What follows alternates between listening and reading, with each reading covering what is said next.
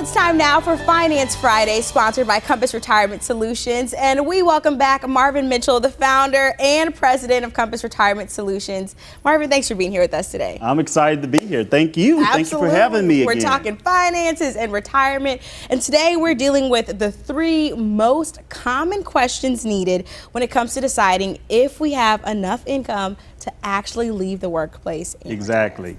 So how do we know if we have enough? Well, you know, a lot of people measure if they have enough by how much money that they have, but really how much money you have isn't a true equation of do you have enough. For example, I have clients who have $3-4 million, but they don't have enough because they live a very extravagant lifestyle.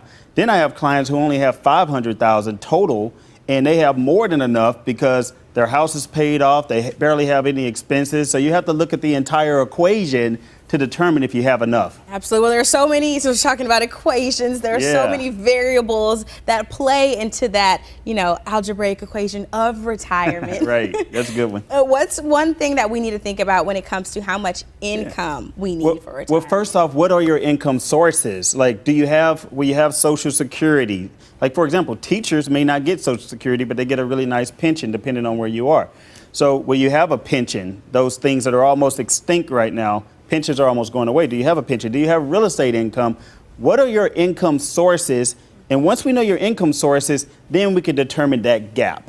So what are some additional income sources that people can start thinking about as they're nearing retirement in that 5 to 10 year range? Well, always, obviously, if you don't have a pension and of course you should have Social Security, but then you also have the money that comes out of your portfolio. That is an income source because if you're pulling out 4 to 5 to 6%, that counts as income if it's in a IRA or 401k. And a lot of people, they have rental income or something like that that can give them some more passive income as well. So those are just some additional sources. Absolutely. And those passive resources are really important. Right. You want to make sure you're bringing in as much money as possible. Yeah. And you know, this is a really personal question, but how much income does the average person want when it comes to retirement? You know, people say, I say people because I don't agree with it, but the industry says 70 to 80% of your income that you made when you were working is what you should expect when you retire. The reason why I don't agree with that is that most of my clients tell me that sometimes they can actually spend more in retirement because they have more time and more free time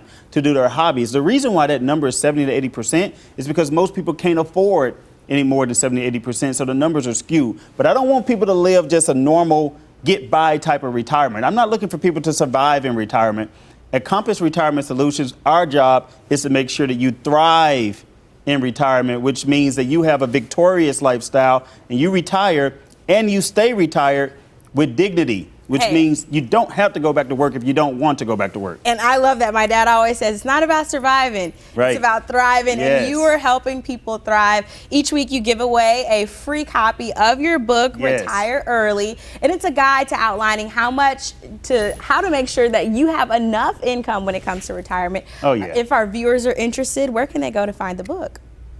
Well, this book is great because what it's going to do is going to break down the 9 critical mistakes that people, oh, there are my hands, the 9 critical mistakes that people make when retiring before the age of 65, which is great.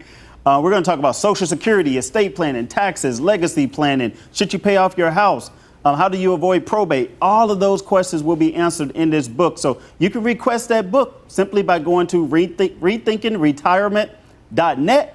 And I promise you, it's a great read. I wrote it myself. So make sure that you get that book, read it, and tell me what you think. You know firsthand. Again, you can go to rethinkingretirement.net, get your free peace of mind toolkit and Marvin's first book, Retire Early. We'll make sure that you have all of this information on our website at studiostl.tv to make sure you are set and ready, rethinking retirement the right way.